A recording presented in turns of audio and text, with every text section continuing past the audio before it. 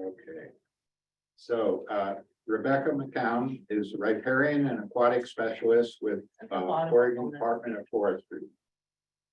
Thank you. She oversees, she's going to give an overview of the private forest report, the draft Aquatic Habitat Conservation Plan, and new and revised Forest Practices Act to further, which will help further protect Oregon's aquatic resources. So welcome, Rebecca. Thank you very much for having me or inviting me to speak. My name is Rebecca McCoun, and I'm the Riparian Aquatic Specialist with Oregon Department of Forestry. I work in the monitoring unit within the Forest Resource Division, which is the private forest division. I've been here for almost a year, and prior to working with ODF, I was the executive director for the North Santiam Watershed Council for almost 9 years. So very familiar with watershed councils. So I have a lot to cover tonight, and I hope to if I don't get to everybody's questions at the end, please send me the questions and I could get back to you by email. Let's see. Okay. Changes to the Forest Practices Act. With tonight's presentation, I hope to answer the following questions. How did we get here? What are the goals? What are some of the upcoming changes? And where you can find out more information. Many of you probably know this tale, but I will just go over it for those who don't. So how did we get here? On February 10th, 2020, 12 forest sector companies, the Oregon's largest small woodlands owner organization, and 13 conservation and fishing organizations signed a memorandum of understanding, which laid the foundation for the private forest accord process. Prior to signing the MOU, the signatories were embroiled in costly and unpredictable battle over competing initiative petitions that would appear on the November 2020 ballot. The 2020 voter initiatives followed on the heels of decades of fierce debate between the forest product sector and the conservation and fishing community about how to adequately manage privately owned forest land to achieve a range of outcomes. These debates resulted in a deeply entrenched political camps, which in turn often made achieving meaningful policy objectives difficult. The MOU was a good faith effort by both the forest product sector and the conservation and fishing community to find collaborative approaches to resolving the numerous conflicts that were embodied in the initiative petitions. So as a result of the hard work that the folks who worked on or were part of the MOU and part of Private Forest Accord, we now have the goals of creating a greater business certainty, greater environmental certainty, greater regulatory certainty, a science-driven adaptive management approach, and alternatives for small forest landowners. These were collaborative, agreed upon decisions. So what do these new rules, what will the new rules do? Fish and amphibian habitat will be more protected. Wider stream buffers will give more habitat to stream-dependent species.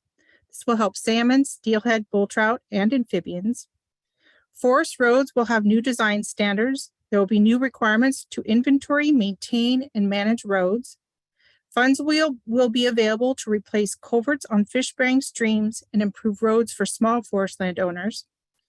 Steep slopes will have more trees retained to improve slope stability, reduce sediment, and provide long-term fish habitat. There will be a compliance monitoring investments to better evaluate landowner compliance to the ODF rules.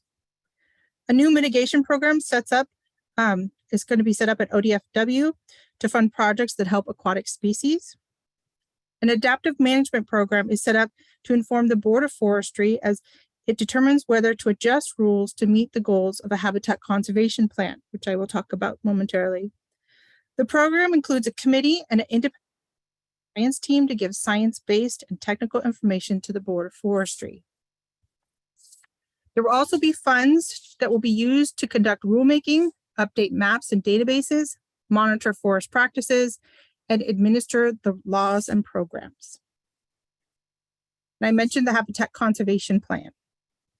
The reason all these rules and programs have been adopted. The new revised rules and programs were designed to demonstrate Oregon's ability to achieve the biological goals and objectives of a habitat conservation plan for aquatics species on private forest land in Oregon. This is currently being developed by a private contracting firm that specializes in HCP development or habitat conservation plan development. The company's ICP, so folks from ICP, Oregon Department of Forestry, and many of the authors of the Private Forest Accord are working on this habitat conservation plan. This last December, the ODF staff brought the most recent draft of the habitat conservation plan to the Board of Forestry to approve it to submit to the services, and that's the U.S. Fish and Wildlife Service and National Marine Fisheries Services. So over the next year or so, ODF staff will be working with ICF and folks from the services to create a fully developed habitat conservation document. Here is a list of the species that are covered under the Habitat Conservation Plan. You could see all of the native trout and salmon, mountain whitefish, smelt, green sturgeon, and then we have 5 amphibians. Now, the point with the big picture with the HCP is once the Oregon Department of Forestry has an approved habitat conservation plan by the services, it will receive an incidental take permit, and that is which again will help with streamlining the process for moving forward. The one caveat is if this incidental take permit and the habitat conservation plan do not get approved by 2027, all these new rules that will begin January 2024 will revert back to the current rules. So it's very important that we are successful in our efforts. So what are some of these rules entail? Increased stream buffers and added protection for streams. The revisions of the water protection rules is one of the keystone pieces of the Private Forest Accord agreement. The objectives of the new rules are to develop a stream network for fish use and stream perenniality, ensure a balance of ecological and economic needs for landowners while recognizing the important benefits and functions of riparian areas. The rules for streamside vegetation retention requirements are based on the stream average flow, so CFS, or size, and the designated beneficial use. The new rules have also simplified the geographical regions as Eastern and Western Oregon, and I will show a map of that. Identifying fish streams. ODF has a contract in place with Terrain Works to complete a high-resolution stream network and is working diligently to complete the work before the deadline, which we have a deadline of July 1, 2023, and then the major deadline of January 1, 2024, when the rules go into effect, all the rules. So historic field surveys will be used to inform the model for fish and non-fish streams. The end of fish locations identified through valid field surveys will override anything that was modeled with the fish distribution. Surveys using established field methods to determine end of fish use will remain. And here is you can see on the left side, currently we have 7 regions. Moving forward with the new rules, we will have 2 regions. So we'll have stream buffer rules for Western Oregon and those for Eastern Oregon. Equitable, consistent riparian management area across the state. In Division 643, major changes were made to streamside vegetation retention and associated protection. In consultation with the Accord authors, again, the Accord authors, when I say that that's the conservation groups and the timber industry folks and small woodland. A revised desired future condition goals were developed to reflect the new riparian management area protections. Rules added equipment limitation zones to protect soil function and habitat for species, near stream areas during harvest activities with cable and ground equipment.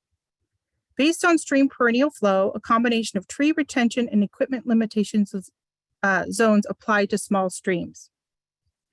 Rules contained alternative prescriptions for catastrophic fires, hardwood conversions, and site-specific plans for alternative practices.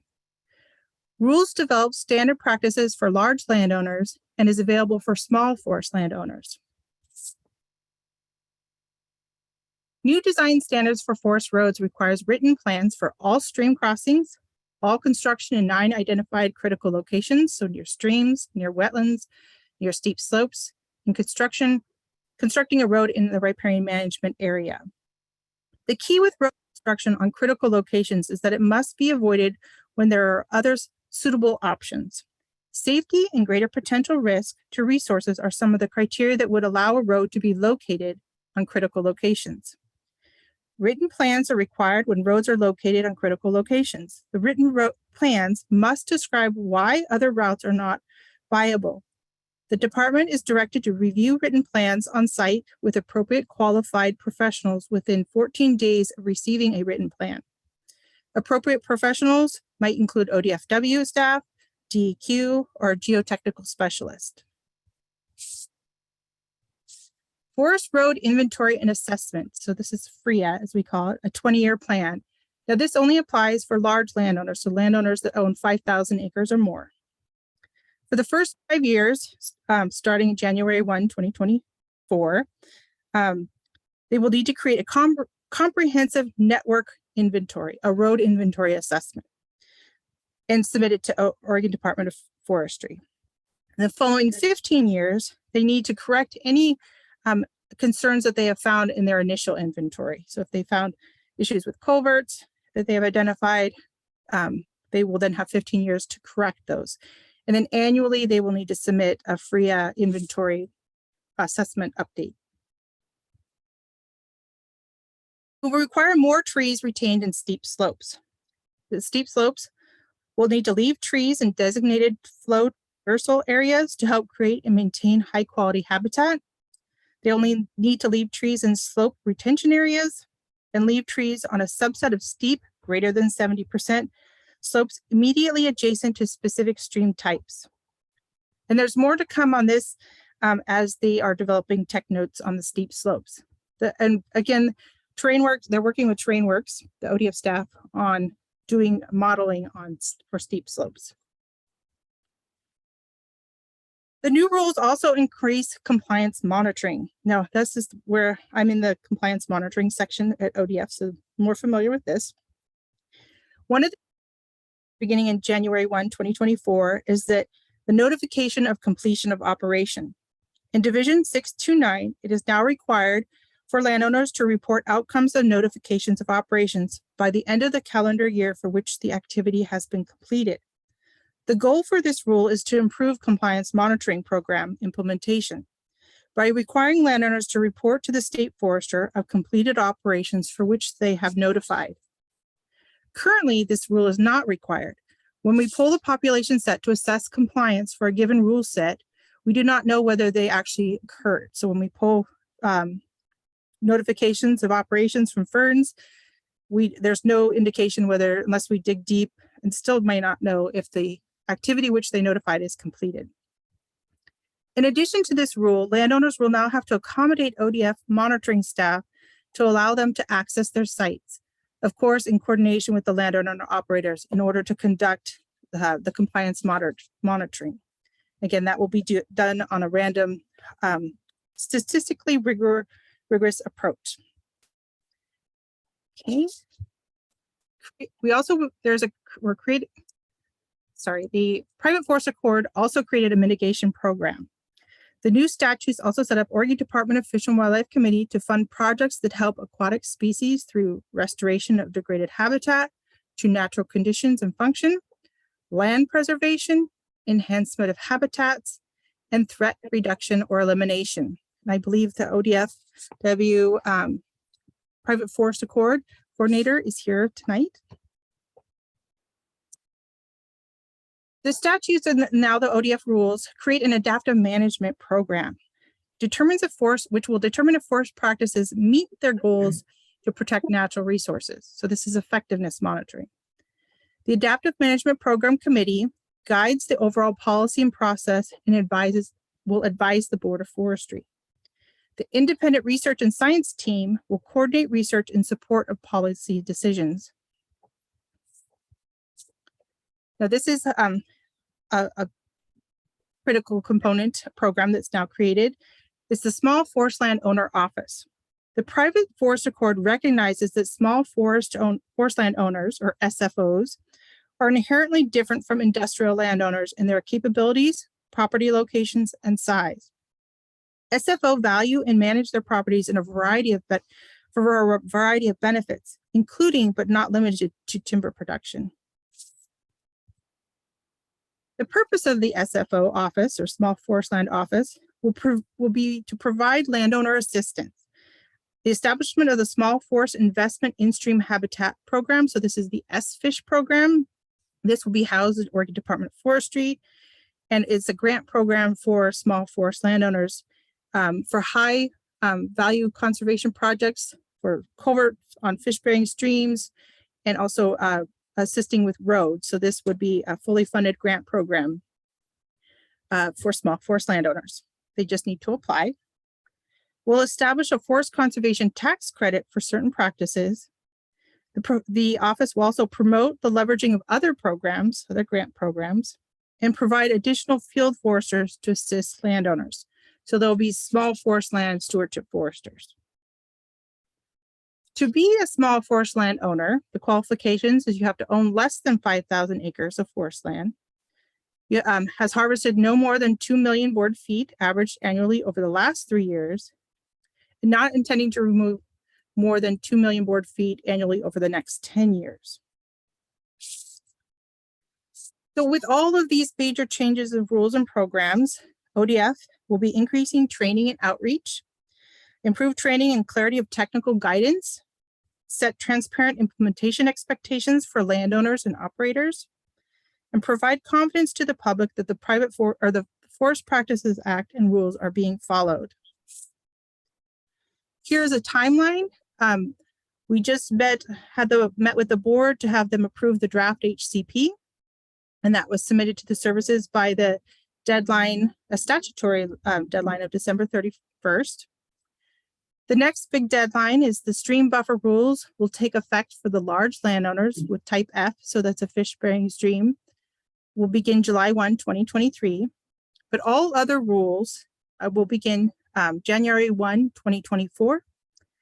And so that between now and then, ODF is working feverishly on the database, creating databases, getting the stream layers, modeling, and the programs together. And so extensive outreach and training over the next year. For more information, so again, I just feel like I've barely touched all of these new rules and programs. You can find at ODF's website. And if you search private forest accord in the search engine, it will take you to a page that shows you all of the new rules and also one-pagers for each of the new major rule changes. So just for people who would like to be in the weeds, I did bring so I talked about the standard riparian practices moving forward starting January 1, 2024. For Western Oregon, these are the stream buffers that rules that will be in place. So it's significantly different for small streams in particular. So this will be the standards for Western Oregon and this for Eastern Oregon.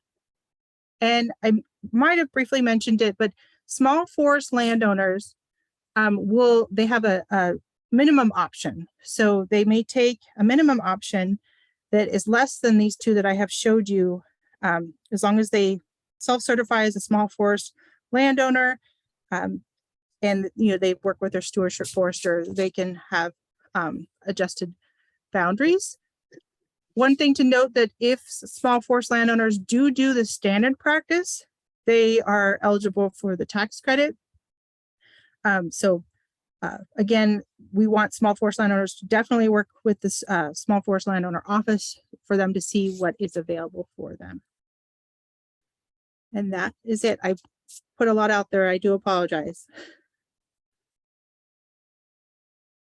Okay. Thank you. Thank you. Okay, questions. Now, I just make a point, when you ask a question, don't follow with three more. There's probably, unless if no one else is asking questions, you can do that, but then we will want to try and get out of here around 7 o'clock. So, questions, ask away. You talked about, seems like there's gonna be money available to help landowners meet these new goals. Where's that money coming from? Good question. So they actually, some money has come from the Senate Bill 1501. So we do have some money. Though I know the SFISH program, which is to help landowners with culverts and roads, that they put in a POP or a policy funding request for this legislation to get additional funding for that effort. Now, I mentioned the ODFW will have a grant program, and I'm not quite sure. Let's see, is it Andy? Is that fully funded? Yeah. You might be on mute. Sorry about that, guys. Yeah, it is funded. And that amount will come out to, once the program's running, 30 million a biennium of mitigation funding. So that's getting shored up in legislative session this year also for long term, but yeah, initially it will be 15 million a year offered for mitigation, as Rebecca was mentioning earlier.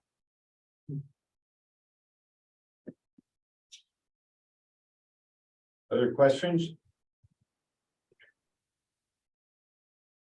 Paul? Yeah, I do. Let me see, I'll lower my hand. Yeah, thanks for the talk. It was good. I'm curious, the buffer rules, for example, riparian management zones, forest, road building, road use, like wet weather use, stuff like that. Harvest on steep slopes, intergorges, that kind of thing. There's a lot of aspects related to timber management on forest practices on state lands versus private lands, and it seems like there may be some differences. Are there, or are the rules kind of converging to the same? Actually, there are some differences as of now.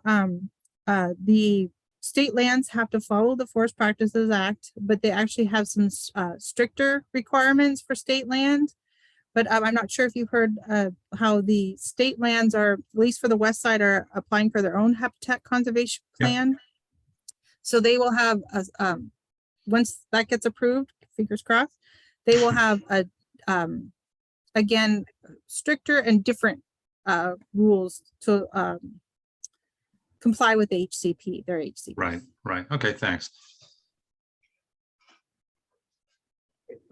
How much bigger are the east side buffers in the new plan compared to what they are now? I mean, some people know that already in this room, but some of us don't.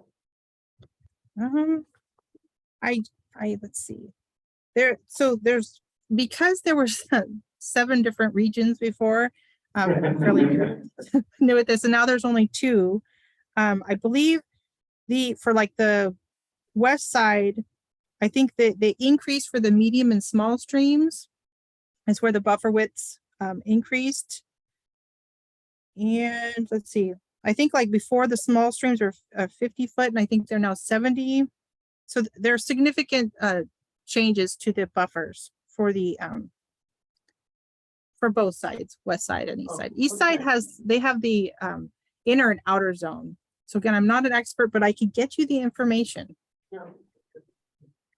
That's good. That's okay for now. You can probably be online. Thanks. Thank you. Go ahead, Jurgen. Can you talk a little bit about the buffer management? Will cable corridors be able to go through the buffers, or would just be set aside and no timber harvesting, or will there be certain kind of management allowed within the buffer? That again is getting a little bit more into the weeds than I know. I know that there are situations where practices will be allowed if no other alternative can be found, but then there are also no cut buffers. So it all kind of depends on the logistics of the stream type. Is it a fish bearing, a salmon, steelhead, bull trout stream? So there's many variables that kind of would determine the answer to that question. So working with a steward or forester on a site specific. Like the other variable would be, you know, is it with steep slopes? Like, is it a high risk for landslides? So again, variables will determine what can be allowed and what is not. I have a question about on the practices. Are there changes or stricter requirements for chemical use in the buffers or outside? So all of the herbicide rule, you know, fertilizer and herbicide, that has to follow, you know, the standard EPA and labeling requirements. So just there is the requirement to notify of operation and then notify of completion. But Oregon Department of Ag is actually the one that kind of oversees the quantity that is used. But there are rules associated with, like, if there's within a school zone of having it, those folks, at least I know on the Coast Range, notified. But for us, it will be just the notification of operation and completion. And then as long as the operators and landowners follow the label rules. Now, I can say that, so my main purpose at ODF is to work on the TMDLs, and which is the total maximum daily loads. And I'm on the upper Yaquina rack. And so we will be looking more closely at the amount of phosphorus that is getting put on the landscape, and will be required to report estimates to DEQ as part of our TMDL implementation plan. So we will be promoting, you know, nutrient management as it relates to both, you know, when you look at fertilizer and herbicide use. Thank you. Anyone else, questions? Anybody online? You have to just speak up.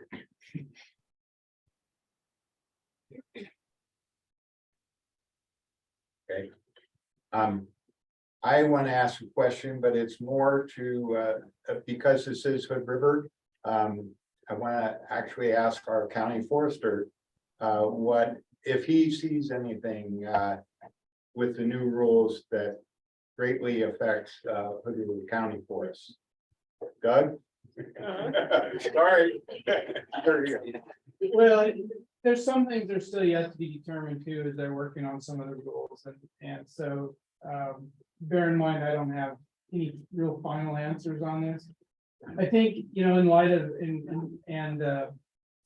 Rebecca, you know, alluded to this, that the fish streams, I don't see a huge change. I mean, there are some differences in how they will be implemented, but overall, and there is some increases in protections in fish streams, but I don't see that where the biggest jump is for us. I think the biggest jump is going to be on the non-fish streams, which had very little protection before. And we've also got a lot of stream miles of non-fish streams out there. So I see that of having a significant effect. And then, you know, definitely some of the new road restrictions or conditions in terms of how you operate, how you construct roads, expectations. We're gonna have to be doing road inventory work because we're over 5,000 acres.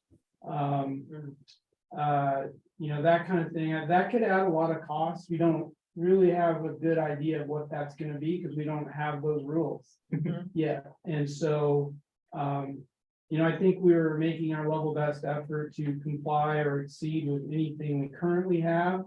And in some cases that probably set us up okay here. For example, I think they're raising the bar from 50-year full requirements to stream crossing structures to 100-year requirements. I believe that's what they're going to do. Again, I haven't seen this really verified in writing since the rules were approved, so it's kind of almost hearsay, but you know, because we were already trying usually to meet that higher bar, especially for significant structures like bridges or anything, I don't see that affecting us. But there still could be some other things in terms of design criteria there that could affect us a little bit, but we don't know. So all I have to say is it's kind of incomplete right now. in terms of exactly what are these effects, what's the economic analysis, so to speak.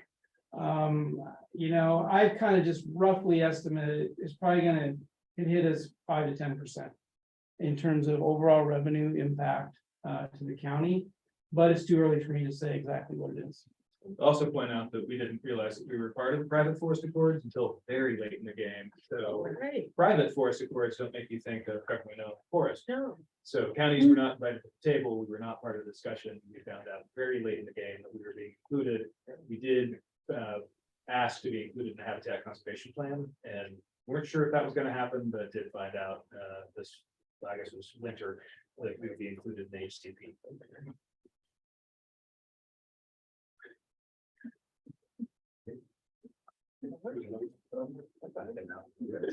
Forest pests. Dangerous species on your. It's a native, so we just transplant. Just habitat. Yeah, folks online, you don't realize that our county forester brought some bug in. Yeah, it looks like. Okay, back to the presentation here. Anybody else have any other questions? Online or here? Go ahead, Susan. Maybe you own this, but how does this relate to, say, federal regulations? Is it comparable or is there a meshing of them or how does that work? I would assume these streams are going to go through federal lands and county lands and private lands and is there an attempt to mesh those? These specific rules will be for private lands so non-federal private lands in Oregon. And it will be by working with the services, like I mentioned, the U.S. Fish and Wildlife Service, National Marine Fishery Services. It will be to come to an agreement, some sort of agreement with the biological goals and objectives so that we, meet federal requirements in order to, and they would not issue that they will not issue an incidental take permit unless our HCP is approved. And it sounded like we had someone from the U.S. Fish and Wildlife Service on the meeting, and I'm not sure if they're familiar with HCP, but if they had anything to add. Generally, it's you'll work with someone in the Section 10, which is the permitting and recovery department, to help shape the HCP and do negotiations for that.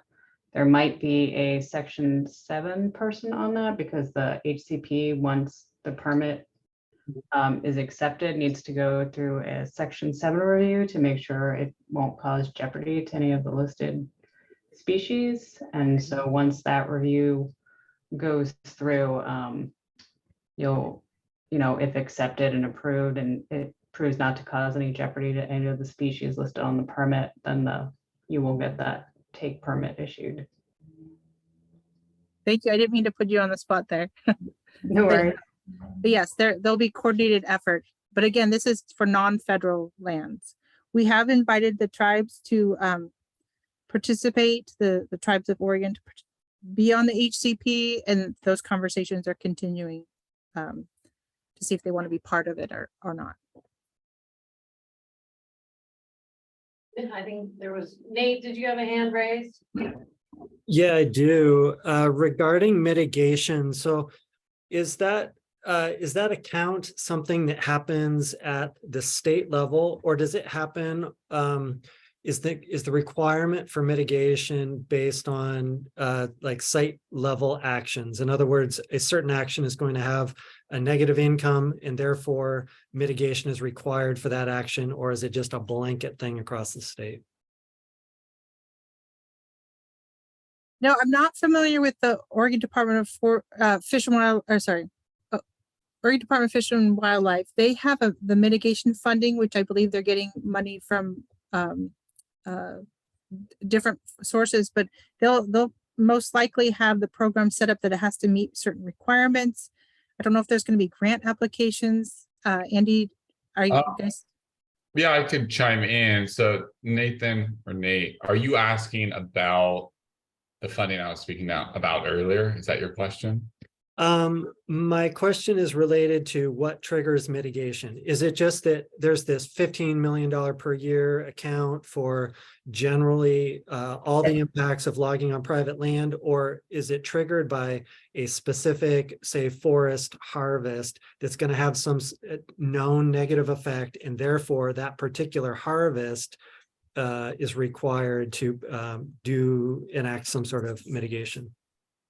I can't speak to what's going to trigger the mitigation yet. Maybe I'll ping that back to Rebecca, but for your question about that 15 million a year, that's going to be an open grant solicitation to the public. So that's not going to be contingent only on, mitigations triggered, only those people can apply. This grant solicitation will be if you're able to, the species listed in the HCP, the Habitat Conservation Plan, if you're able to prove benefit to them, almost anyone can apply to the grant funding in that case across the state, which we're looking to release hopefully later this year. Don't pin me to that.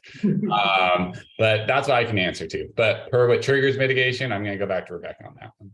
I'm not sure. Yeah, so hopefully I could clarify this. So the whole reason for, we're kind of doing this backwards than how HCPs are normally done, but the whole reason for these rules, those increased rules and the new programs are so we can, that is the mitigation. We're saying, okay, we're going to require these to be followed, and through the HCP we're going to explain how these new rules and programs will be the mitigation actions for, that we won't so it's kind of, there won't actually, individual landowners will not have to do mitigation.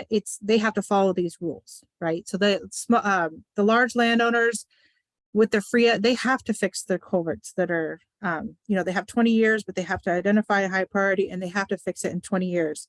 Small forest landowners, there'll be funding for them through the SFISH to help them fix their road concerns. And then there's a whole, I didn't cover it, abandoned roads. That apparently is going to be funded by the state to fix abandoned roads across the state of Oregon. So I hope that answers your question. This is the last question. Will the public have an opportunity to be involved, particularly if there's something like a take? Just wondering, my concern is about the cumulative impact, say in a large watershed, and particularly if there's a take allowed. Will the public have an opportunity to have their say? That I'm not quite sure how that works, but let me get back to you on that. If I could, what is your name? Or if I could send the response to Cindy, will that work? Okay. That would work. Yeah. Okay, I'm writing that down. So. Okay, with that, I think we're going to call an end to the presentation, and now we can have a big